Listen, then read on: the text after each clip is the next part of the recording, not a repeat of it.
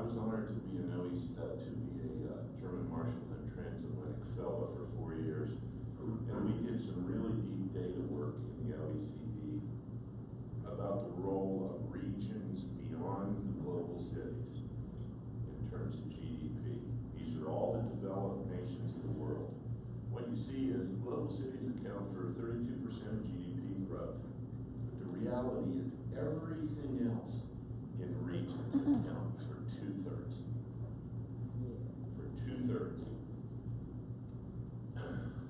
George Bernard Shaw, all great truths begin as blasphemies. Now, all great blasphemies also begin as blasphemies. So be careful. But I want to argue the future of this little blue marble out in the darkness of space is at least as importantly impacted by our rural regions and people who are the stewards really of the resources this species needs to survive, as are our cities. There's been a huge focus on wealth recently in the United States. This came from several think tanks and foundations. WealthWorks evolved out of that. Sustainability evolved out of this wealth work. And it's also affected rural. RURPI began probably 7 or 8 years ago to think about redefining what are the real drivers in rural futures. And ERS did a publication early. This is much similar to what occurred with NEA and creative placemaking. Our friends and colleagues, Jen and Neil Fluharty, did this very early at Iowa State with something called community capitals. Ford and Aspen did a major national conference in DC, and we have continued this with econometric modeling to begin to get under those numbers. We were honored. Secretary Vilsack gave us the Lincoln Award for this book last year.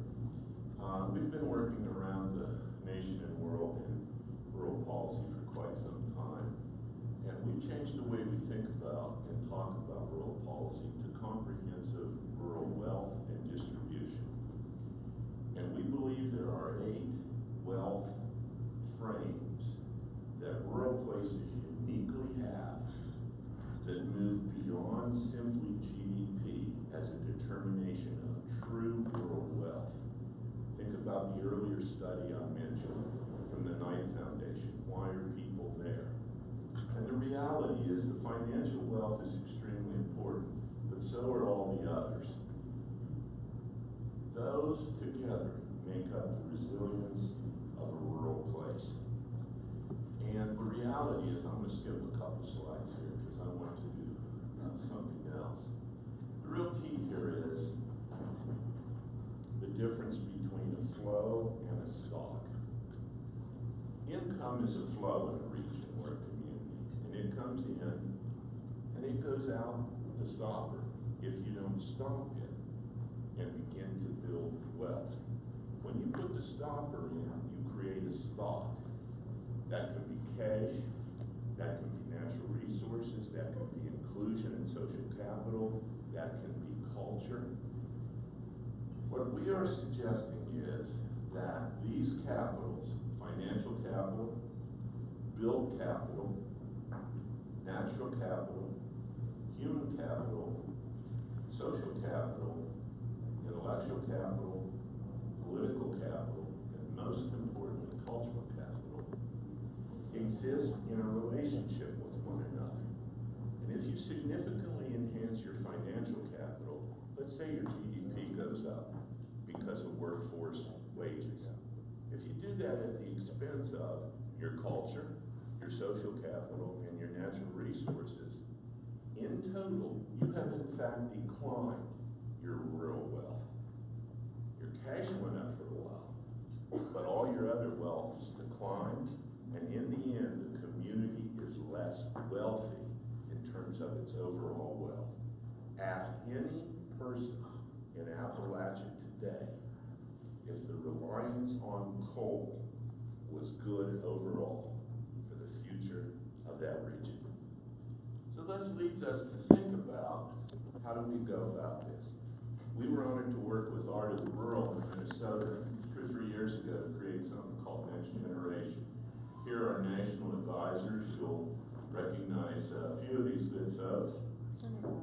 And we have a very simple theory of change. The theory of change is this. Doesn't matter what you do with business attraction and retention or with workforce development. If you do not build inclusive, diverse, collaborative communities where young people are given actual ability to express their multiple talents, over time, the community will decline and decline and decline. Obviously, if all of the rest of economic development can be part of that, it's wonderful. But absent that, your wealth declines significantly. We did three things with this effort. We created regional networks in Minnesota, Iowa, and Kentucky, co-led by the head of the economic development organizations in the state, or the Rural Development Agency in the state, and the arts organizations, the Arts Commission head. We did create a placemaking summit that was alluded to earlier. At the end of that placemaking summit in Iowa City, by the way, we tried to bring 300 of the top young, under 40, culture bearers, makers, and growers together. Thanks to the support of USDA and the University of Iowa, this couldn't have happened without their support. These people couldn't have afforded to come. But those 300 people came together, and it was a massive opportunity for the next generation of diverse, young, culture, creative placemakers to join together. This was the final plenary, and this was the purpose of the event. So going from right to left, that's Jason Schupak from NEA, Jamie Bennett from Art Place, Earl Gould, the federal co-chair of ARC, Doug O'Brien at that time with the Domestic Policy Council at the White House, Linda Langston, Director of Strategic Initiatives with NACO, and the chairman of DRA, Chris Massengale. At the end of that event, Chris spoke and he said, "I see it now." He's been an economic developer all his life. He was at that whole conference. He said, "I get it. I didn't before. I'm going to go back to the Delta and try to do something." And of course, everyone, sure you are, sure you are, sure you are. You're here today because he did that. You are here today because he did that. We must deliver on this for DRA. We also have digital webinars moving out of that event. We'd love for you to join in on those. We'll actually have one. When is it, Teresa? Is it Thursday? When's our webinar, Teresa? Teresa. Is our webinar Wednesday or Thursday? When's our Wednesday, 10 a.m. Central. 10 a.m. Central. The webinar is on this DRA initiative. So if you can join us, please do that.